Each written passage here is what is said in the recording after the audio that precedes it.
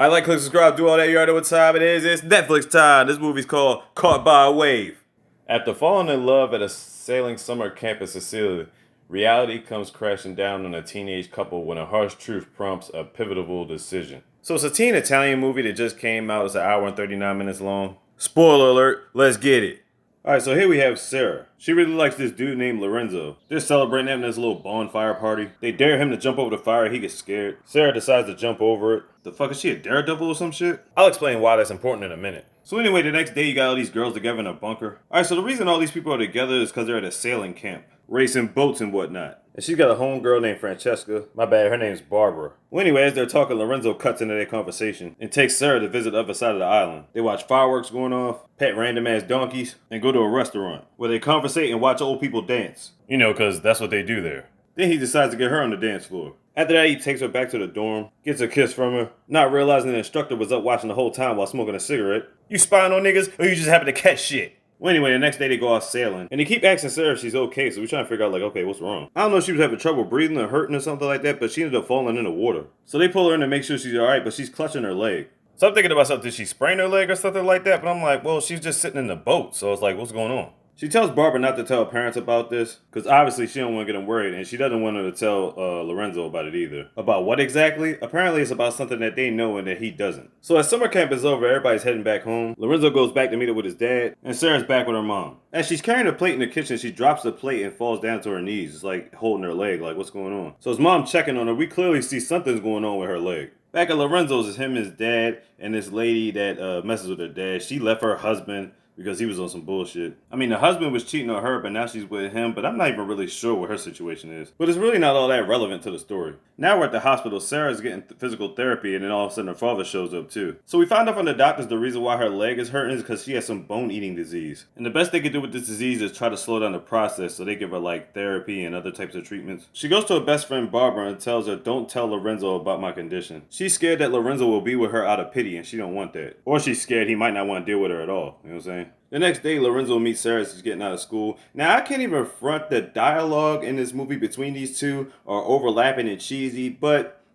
the overall message in the movie is enough to make it acceptable. Well, anyway, as they're about to leave, he tosses his phone in the car. I guess because they haven't been talking to each other enough. I mean, how many phones does he have? What the purpose in that was, I have no idea. So the family's back home. They gather around to eat tofu burgers. They know they don't want to eat that shit. Yeah, put that weak shit down. But Dad's going to stick around to make sure Sarah's good. Mom's kind of reluctant to it, but she's willing to, They never really explain why Dad and Mom live separately anyway, but again, it's irrelevant. Anyway, she goes to meet up with Lorenzo again to give her back his phone, and then they go to a museum. He tells her to close her eyes and lay on the floor so he can show her this painting that was made on the ceiling.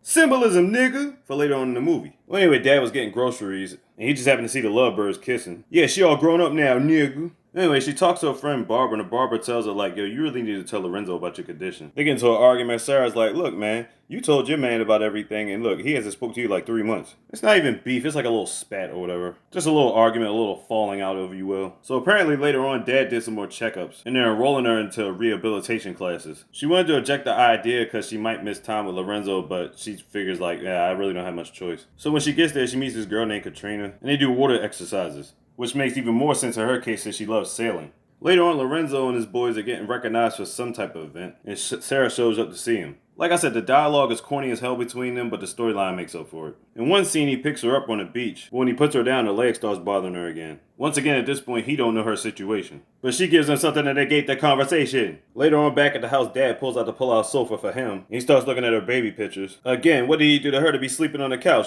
Was he cheating? Was he doing other stuff? But like I said before, they don't tell us, so it's irrelevant to the story. Next day, she does some more therapy. But when she comes back home, she notices Lorenzo's bike is there. When she gets inside, she finds out that Mom told Lorenzo about her condition. She's like, Mom, what the fuck? I was going to tell him, like, goddamn.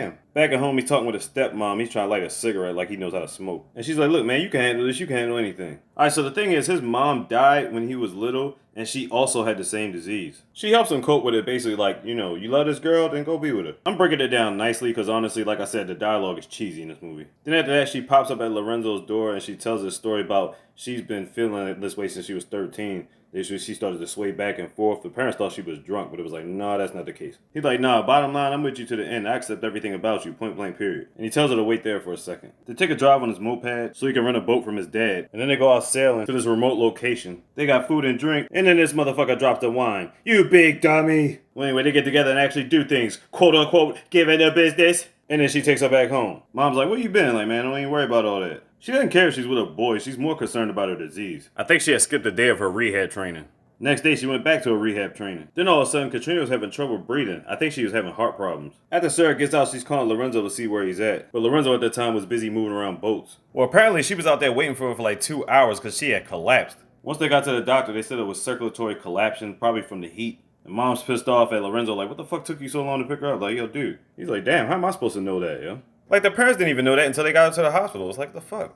So basically, he goes in there and checks on her and makes sure she's okay. Afterwards, he comes back home and starts reflecting on pictures of his mom. That's Lorenzo and his mom when he was little. His father letting her know he's gonna get through this, you know what I'm saying? Back at Sarah's house, Barbara's still there waiting on her. She apologizes, everything's good. They talk about Lorenzo and Sarah's first time having sex, who's actually texting her from outside the house right now. She's like, man, go see your man, see what's good. But she doesn't want to now because, now she got to wear one of these little respirator things when she falls asleep. Next day, she's heading to her therapy classes. And they find out the little girl Katrina died last night from a heart attack. And she's just thinking to herself like, damn, she was only 10 years old. What the fuck is the point in all this therapy if we're going to die anyway? So when she come home, she still shares the story with Mom, you know what I'm saying? She understands her plight. She wants to fulfill all her dreams before it's time for her to go, you know what I'm saying? Because her disease can't be stopped. It can only be slowed down. Sarah and her mom take a day off to go clothes shopping. But as she's changing into other outfits, Lorenzo pops up because Mom actually invited him. And she's like, y'all need to be with each other.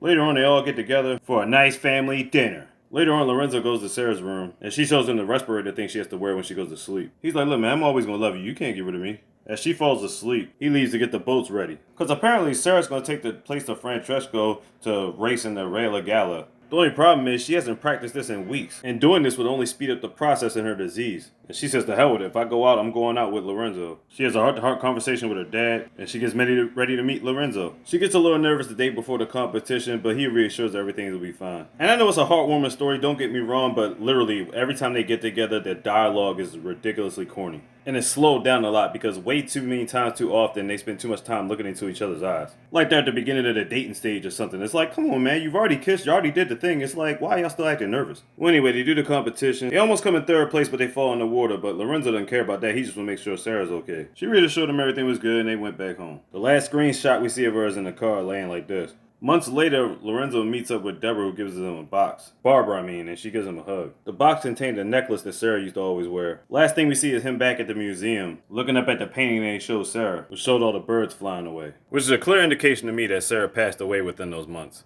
And that's Caught by a Wave on Netflix. Check it out. Like, click, subscribe, do all that. You already know what time it is. Slick DZ, all DZ, Mr.